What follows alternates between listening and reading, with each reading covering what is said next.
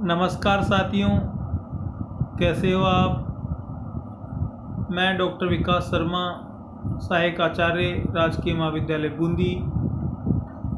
मित्रों, हमने पिछले व्याख्यान में महान चीनी दार्शनिक कन्फ्यूशियस के प्रमुख राजनीतिक विचारों के संदर्भ में बात की थी और उनमें से कुछ ऐसे प्रमुख राजनीतिक विचार उभर कर सामने आए थे जिनका मौलिक दृष्टि से प्रारंभ कन्फ्यूशियस के विचारों से माना जाता है।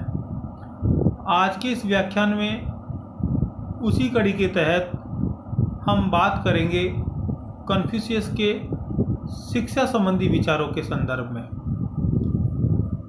महान चीनी दार्शनिक कन्फ्यूशियस के प्रमुख शिक्षा संबंधी विचार, जिनका प्रभाव न केवल चीनी सभ्यता, न केवल तत्कालीन विश्व की प्रमुख सभ्यताओं अपितु वर्तमान परिदृश्य में भी देखने को मिलता है। कन्फ्यूशियस के शिक्षा संबंधी प्रमुख विचार निम्न प्रकार हैं। कन्फ्यूशियस एक राजनीतिक दार्शनिक से कहीं अधिक एक शिक्षा शास्त्री, एक महान शिक्षक के रूप में जाने जाते हैं। चीनी सभ्यता में उन्हें महान गुरु का दर्जा प्राप्त है। कन्फ्यूशियस के शिक्षा संबंधी विचार तामियो अर्थात महान शिक्षा नामक ग्रंथ में मिलते हैं। ये एक ग्रंथ है जिसका नाम है चीनी भाषा में तामियो और उसको हिंदी में महान शिक्षा नामक ग्रंथ भी कहा जाता है। तो उनके कन्फ्यूशियस के जो प्रमुख शिक्षा संबंधी विचार हैं वो इस ग्रंथ में संकलित किए गए हैं। यह कोई कन्फ्यूशियस की मौलिक रचना नहीं है, अपितु यह कन्फ्यूशियस के द्वारा अपने विद्यार्थियों को, अपने शिष्यों को संवाद शैली के माध्यम से या उदाहरणों के माध्यम से या अपने खुद के कर्तृत्व के माध्यम से जो ज्ञान दिया गया था, उस ज्ञान को उनके विद्यार्थियों ने संकलित करके इस ग्रंथ के रूप में संपादित किया। तो ये उनके मौलिक संवादों, विचारों, दृष्टिकोणों आदि का एक संकलित ग्रंथ कहा जा सकता है और ये कार्य उनके विद्यार्थियों ने किया था। डॉक्टर विनय सरकार के अनुसार इस ग्रंथ में न केवल कन्फ्यूशियस के सिद्धांतों को अपितु उनके समस्त शिक्षा संबंधी विचारों को संकलित किया गया है।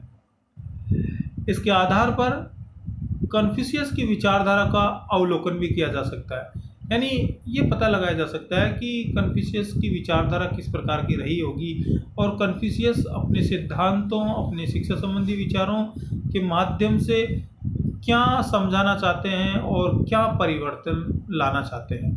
ये बात डॉक्टर विनय सरकार के मतों से भी व्यक्त होती है। शिक्षा का उद्देश्य, वे जो कन्फ्यूशियस की शिक्षा संबंधी विचार है, इसमें सबसे पहले बात आती है शिक्षा का उद्देश्य। कन्फ्यूशियस के अनुसार शिक्षा का मूल उद्देश्य व्यक्ति को अपूर्ण से पूर्ण की ओर ले जाना है। व्यक्ति की पूर्णता का अर्थ उन्होंने व्यक्ति का सद्गुणी होना बताया है, यानी पूर्णता व्यक्ति की तभी होगी जब वह सद्गुणी होगा। कन्फ्यूशियस की शिक्षा का अपना एक सामाजिक उद्देश्य भी है, क्योंकि कन्फ्यूशियस कहते हैं कि शिक्षा ही उचित ज्ञान के द्वारा व्यक्ति को सामाजिक एवं राजनीतिक दायित्व को पूरा करने की प्रेरणा देती है। यानी शिक्षा से व्यक्ति को ज्ञानार्जन होता है, उसका व्यक्तित्व निखरता है, उसका विवेक समृद्ध होता है और फिर उसके माध्यम से व्यक्ति के सामाजिक और राजनीतिक दायित्व को पूरा करने की एक प्रेरणा व्यक्ति में जागृत होती है। ऐसा कन्फ्यूशियस भी कहते हैं और ऐसा व्यवहारिक दृष्टि से देखने को भी मिलता है। अब उन्होंने अलग अलग उद्देश्यों से अलग अलग प्रकार के शिक्षा संबंधी महत्व की बात कही है, जिनमें पहला है सम्राट के लिए शिक्षा का महत्व। कन्फ्यूशियस के अनुसार शिक्षा का उद्देश्य शासक में भी सद्गुणों को विकास करना है ताकि वह शासन व्यवस्था को कुशल रूप से संचालित कर सके। यानी वे कहते हैं कि शासक में भी सद्गुण होना चाहिए, शासक सद्गुणी होना चाहिए और तभी कुशल शासन व्यवस्था का संचालन हो सकता है। ये बात अगर हम प्राचीन भारतीय राजनीतिक विचारों में देखें तो हमको मनु के दृष्टिकोण में, शुक्र के दृष्टिकोण में और कौटिल्य के दृष्टिकोण में भी ये बात दिखाई देती है, क्योंकि सम्राट में सद्गुणी विचारों का समावेश भारतीय चिंतन में भी आवश्यक समझा गया है और यह बात चीनी दर्शन में भी महत्वपूर्ण समझी गई है। फिर राज्य के लिए शिक्षा का महत्व। कन्फ्यूशियस ये मानते हैं कि यदि राजा एवं जनता सद्गुणी होगी तो वह राज्य की सुरक्षा, राज्य के विस्तार एवं उसकी समृद्धि का कुशलतापूर्वक निर्वहन कर सकेंगे। ये बात तो बिल्कुल सही है कि राजा एवं जनता सद्गुणी होगी तो राज्य की सुरक्षा भी अच्छी होगी, राज्य का विस्तार भी होगा, यानी उसकी सीमाओं का विस्तार होगा और उसकी समृद्धि तो स्वतः ही हो जाएगी। जिस देश की प्रजा और जिस देश के शासक और या शासन व्यवस्था से जुड़े हुए प्रशासक या कर्मचारी अगर जनप्रिय होंगे, सद्गुणी होंगे, विवेकशील होंगे तो फिर वह राष्ट्र स्वतः ही समृद्धि के मार्ग पर चल पड़ेगा। तो ये बात सही है, राज्य के लिए भी शिक्षा का महत्व।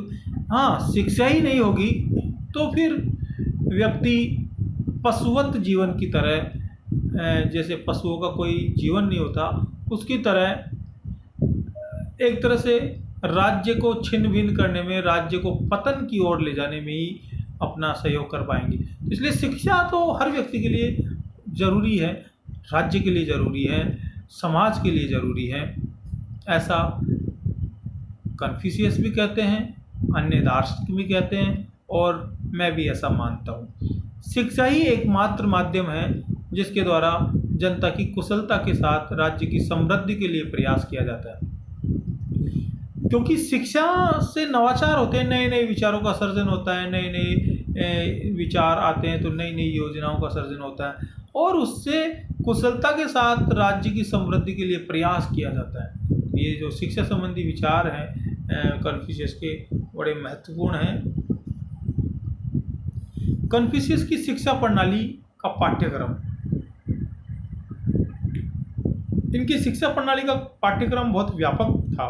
इन्होंने तत्कालीन समय में जो महत्वपूर्ण विषय थे उनको लगभग सभी विषयों को समाहित किया। कन्फ्यूशियस ने शिक्षा में भाषा, साहित्य, इतिहास, नीतिशास्त्र, ज्योतिष, संगीत, कविताओं, तर्कशास्त्र, दर्शन शास्त्र आदि अनेक विषयों को महत्व दिया और उनको अपने शिक्षा संबंधी पाठ्यक्रम में शामिल किया। उन्होंने व्यक्ति को प्रकृति से जुड़ने का और उसे समृद्ध बनाने का भी माध्यम बताया। उन्होंने कहा कि व्यक्ति प्रकृति से जुड़े, क्योंकि हम प्रकृति से बहुत सी चीज़ों को सीख सकते हैं और इवन बहुत से आविष्कार अगर हम वर्तमान दृष्टिकोण से देखें तो वो प्रकृति की देन है या प्राकृतिक ज्ञान की देन है। तो प्रकृति से जुड़ने के लिए उन्होंने लोगों को प्रेरित किया ताकि प्रकृति अगर समृद्ध होगी तो राष्ट्र भी समृद्ध हो सकेगा। कन्फ्यूशियस का कहना है कि कोई भी बात सीख लेने के बाद उसका 3 तरीके से उपयोग किया जा सकता है। कोई भी बात जो मोटे मोटे रूप से हम सीखते हैं तो उसका 3 तरीके से उपयोग किया जा सकता है, ऐसा कन्फ्यूशियस कहते हैं और उन्होंने 3 तरीके बताए भी हैं। एक, सीखे हुए ज्ञान को बार बार दोहराने से उसकी नई नई व्याख्या और नए नए अर्थ प्रकट होते हैं। उसको रिपीट करते रहना चाहिए और बार बार जितना रिपीट करोगे, जितना उसका गुणन करोगे, उतनी उसकी नई नई व्याख्याएं और नए नए अर्थ प्रकट होंगे। दूसरा, सीखे हुए ज्ञान को लगातार व्यवहार में लागू करने पर वह और अधिक स्पष्ट होने लगता है। कई बार हमने देखा होगा कि जब हम कोई बुक पढ़ते हैं तो एक बार पढ़ने के बाद में जब उसको दोबारा पढ़ते हैं या तीसरी बार पढ़ते हैं तो और नई नई चीज़ें, नए नए दृष्टिकोण से नई नई बातें हमको समझ में आने लगती है और हमारे ज्ञान का और विस्तार होता है और हमारा ज्ञान और समृद्ध होता है। तीसरा, किसी व्यक्ति द्वारा सीखे हुए ज्ञान का विस्तार अन्य लोगों तक भी किया जाना चाहिए। ये बात बड़ी महत्वपूर्ण है कि ज्ञान लेना और ज्ञान का प्रसार करना दोनों चीज़ों में अंतर होता है। ज्ञानी तो बहुत है, लेकिन उसका अन्य लोगों तक प्रसार करना, अन्य लोगों तक उसको पहुंचाना, ये अति महत्वपूर्ण विषय है, अति महत्वपूर्ण बिंदु है। क्योंकि सीखे हुए ज्ञान का विस्तार करना चाहिए, हस्तांतरित करना चाहिए उसको एक पीढ़ी से दूसरी पीढ़ी में, हस्तांतरित करना चाहिए उसको एक व्यक्ति से दूसरे व्यक्ति में, ताकि वह ज्ञान और समृद्ध हो सके। और ज्ञान, आपको पता ही है कि शिक्षा का खजाना ऐसा होता है कि ये जितना आप इसको बांटोगे उतना ही बढ़ता जाता है। अब ये घटता नहीं है। हाँ, अगर आप इसको नहीं बांटोगे तो ज़रूर ये घट जाएगा एक दिन। हो सकता है आपकी स्मृति से भी ये लुप्त हो जाए, लेकिन इसको बांटने से ये बढ़ता है। ऐसी ज्ञान की प्रकृति है। कन्फ्यूशियस के समय केवल अभिजात्य वर्ग के लोगों को ही शिक्षा प्राप्त करने का अधिकार प्राप्त था। ये समृद्ध लोग, जो अभिजात्य वर्ग के लोग, एलिट वर्ग के लोग, उनको ही शिक्षा प्राप्त करने का अधिकार था। चीन में कन्फ्यूशियस ही पहले दार्शनिक एवं शिक्षाविद हैं जिन्होंने सभी लोगों को शिक्षा का अधिकार देने का समर्थन किया है। उन्होंने कहा कि शिक्षा सब लोगों को मिलनी चाहिए, शिक्षा सर्वव्यापक होनी चाहिए, शिक्षा आम व्यक्ति तक पहुंचनी चाहिए। और उन्होंने इसके लिए जगह जगह पाठशालाएं खोलकर शिक्षा पर चले आ रहे अभिजात्य वर्ग के नियंत्रण एवं प्रभाव को खंडित किया। उन्होंने जगह जगह पाठशालाएं खोली और उन पाठशालाओं में हर व्यक्ति को प्रवेश लेने का अधिकार दिया, हर व्यक्ति को उसमें ज्ञानार्जन और शिक्षार्जन के लिए अनुमति प्रदान की। तो ये जो अभिजात्य वर्ग का जो शिक्षा पर नियंत्रण और प्रभाव था वो खंडित हो गया और धीरे धीरे वो समाप्ति हो गया। चीन में सर्व शिक्षा अभियान के अग्रजों में सबसे पहले नाम यदि किसी दार्शनिक का, किसी शिक्षाविद का, किसी चिंतक का आता है तो वह है कन्फ्यूशियस। तो कन्फ्यूशियस का शिक्षा क्षेत्र में बहुत बड़ा योगदान रहा और इसीलिए हम कन्फ्यूशियस को यहाँ पढ़ते भी हैं और कन्फ्यूशियस को पढ़ना भी चाहिए। तो कन्फ्यूशियस के शिक्षा संबंधी विचार बड़े व्यापक रहे, इनको समझना चाहिए क्योंकि इन्होंने एक तो सर्व शिक्षा की बात की, इन्होंने पाठ्यक्रम निर्धारित किया शिक्षा का, इन्होंने राजा को सद्गुणी बताने की बात कही, इन्होंने जनता को सद्गुणी बताने की बात की और इसके माध्यम से राज्य की समृद्धि की बात कही। तो ये जो शिक्षा संबंधी इतने मौलिक विचार इतने वर्षों पूर्व जो भी चीनी सभ्यता में यदि किसी दार्शनिक ने दिए तो वह है कन्फ्यूशियस। तो इनके विचारों का आज भी प्रभाव है और आज भी हम इनके विचारों को अमल में लाते हैं। आपने मेरे इस व्याख्यान को ध्यान से सुना, इसके लिए आप सभी लोगों को बहुत धन्यवाद एवं आभार।